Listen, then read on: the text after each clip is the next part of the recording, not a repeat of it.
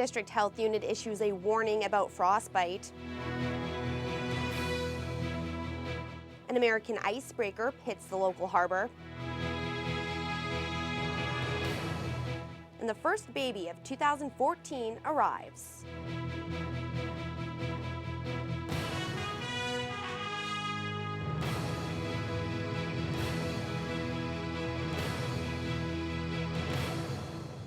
Good evening and thank you for joining us. Well, the temperature records in Thunder Bay have been falling almost as fast as the thermometer. This week alone, we set 3 new records, including today with a low of minus 38.6 degrees Celsius.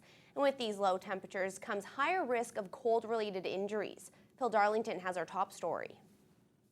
According to Environment Canada, Thunder Bay came within 0.2 degrees of breaking the record for the coldest December on record. And the deep freeze has continued into January as we broke another record which dated back to 1979. At these temperatures, exposed skin will succumb to frostbite in 5 minutes, and there are different stages to watch out for. One of the first signs would be what some people will call frost nip, so that's just reddening of the skin. You can tell it starts to feel sore a bit, tingles a little bit. A next stage would be more like superficial frostbite, and that's a little bit more severe. So in those cases, the area can get white or grayish, and usually you start to feel numbness there. And then you go on to the next, which is severe frostbite, which you need to seek medical attention immediately. Severe frostbite will cause blackening of the skin and requires medical attention immediately. It could also mean surgery. However, in extreme cold conditions, the threat of hypothermia is even higher, and the symptoms may be hard to recognize. Slow, slurred speech, dizziness, confusion. So what happens is your core body temperature gets colder than what your actual temperature is. So that can be extremely dangerous. And one of the important things about suspected hypothermia is to warm the core first. So not worrying about the extremities at the onset. You can worry about those later on. Whether it's frostbite or hypothermia, it's important to warm up slowly and not to use direct heat to do so. In any case, professional help should be sought out, and the less time spent outside, the better. Meanwhile, officials at the Thunder Bay Regional Hospital say fortunately their emergency department has not had to deal with any major cases of frostbite or hypothermia over the past week. Phil Darlington, TBT News. The bitterly cold weather is also playing havoc with the local port. A U.S. icebreaker was back in the Thunder Bay Harbor this morning trying to keep the shipping channels open. Currently, the harbor has around 15 inches of ice, but with the temperatures we've been having, it's growing by 2 or 3 inches per night. The ports along Lake Superior have been sharing the icebreaker assets in order to keep the shipping traffic moving. The local tugboats can cope for now, but soon the ice will be too thick for them to be of any use. This year actually has been the worst year since 1988 for cold weather. Cold weather started in late November and it's been with us ever since. It's been minus 40 for the last week. We've had U.S. Coast Guard making weekly trips from Duluth to service our port to help the tugs maintain the channels for grain shipments. The U.S. Coast Guard will send us an ice-breaking tug, which was for the first 2 weeks was at Katmai Bay. But now she went back down to Sault Ste. Marie to add additional support because it is so frozen down there. The pressure is on to keep the local port open as long as possible. A record grain harvest from Western Canada is currently making its way to Lake Superior. With the winter layup coming in the next 2 weeks, it is more important than ever that all of the Great Lakes ports are cooperating. Well, Thunder Bay Police charged only 1 person with impaired driving on New Year's Eve. Traffic Sergeant Glenn Porter credited the cold weather for the noticeably quiet night on December 31st. According to police, no injuries were reported in the 10 collisions that evening, while 20 people were charged with varying offenses, ranging from open liquor in a vehicle to driving with a suspended license. Provincially, there were 578 impaired driving charges laid between November 23rd and January 1st. That's down nearly 20% from the same period in 2012. Well, 2013 saw many shocking, exciting, and memorable news moments. Tonight, we take a look back at the top 3 stories of last year, ranked according to various factors, including the number of people affected, the general interest, and the amount of time devoted to the story. Jonathan Wilson takes us through the list. The number 3 story of the year was the long battle to save the Thunder Bay generating station. The original plan to convert the coal plant to burn natural gas was scuttled in October of 2012, and local politicians and the Energy Task Force spent an entire year lobbying the province to put it back on track. On November 15th, our local MPPs announced a new plan, a conversion to advanced wood biomass. Mayor Keith Hobbs says the city got 75% of what it wanted, but he later downgraded that to 50%. It's not so much of a battle now, it's more of a scuffle to get the rest of it done. We've done the heavy lifting now and we're seeing some fruits of that. We still have questions, where the torrefied wood pellet's going to come from. Can we produce those in Thunder Bay? Have a plant here in Thunder Bay, so I'd like to explore that avenue. Our number 2 story erupted in a ball of flames on the night of October the 29th when the north end of the James Street Swing Bridge caught on fire. The blaze caused considerable damage and a lot of concern for the thousands of people who use the bridge every day. We expect probably a quarter of the bridge may have had some contact with fire, may have been impinged. We're not sure of that right now. We do know that it's the north abutment of the bridge that was impacted, where it meets the roadbed. The rail line over the swing bridge reopened 2 days later, while the pedestrian walkway reopened in December. The roadway for motorists, meanwhile, remains closed for at least another 2 months. And the top story of 2013, the pullout of Cliff's natural resources from the Ring of Fire mining area. In September, the Lands Commissioner denied Cliff's request for an easement onto Crown land staked by KWG Resources for a road access into the site. Then on November 22nd, the company followed through in its earlier threat to pull out their crews from the remote area and close their local offices. The Mining and Lands Commission decision certainly was a big deal. It affected the potential for putting in a road. Without a road to the project area, there is no project.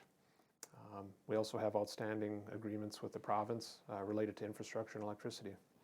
The opposition parties at Queen's Park put the blame squarely on the Liberal government.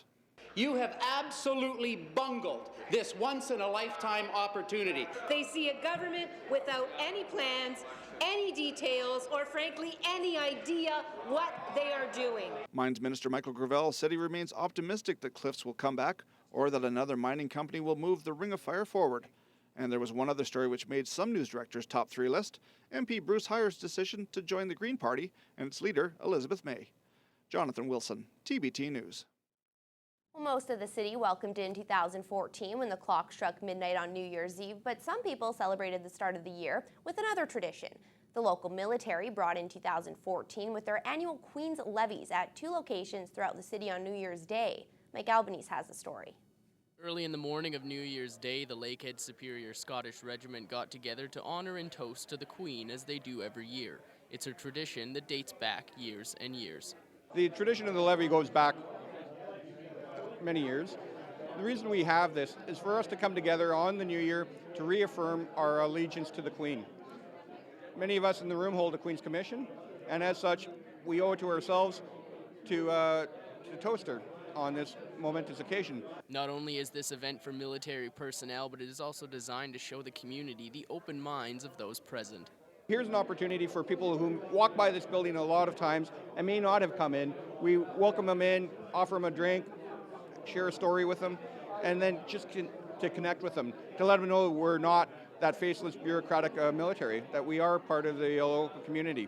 In the afternoon, the HMCS Griffin members and the Thunder Bay Garrison raised their glasses and toasted the Queen as well.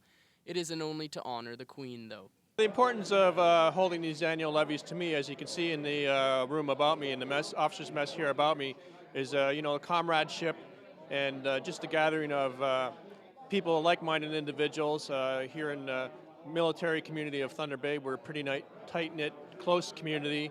This tradition is one that will last forever, not only because the military holds steadfast when it comes to tradition, but because everyone is unified in believing its importance.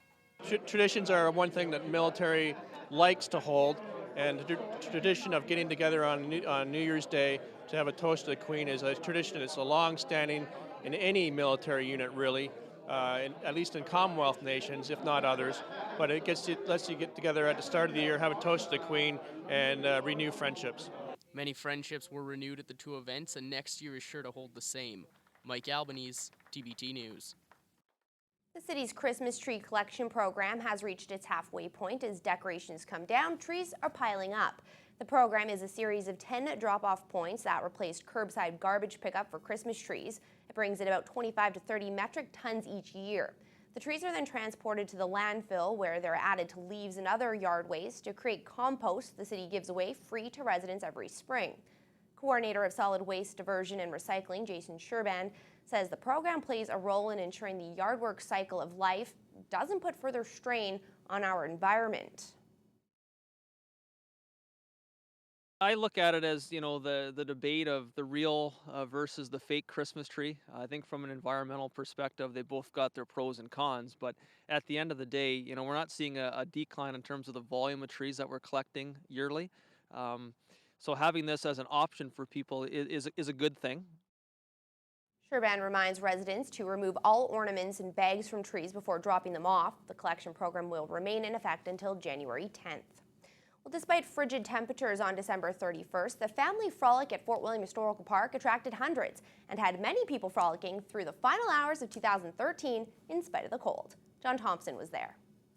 A minus 44-degree wind chill ushered in 2014, but a couple of hundred die-hard northerners layered up and frolicked through 2013's final hours at the historic fur trade post.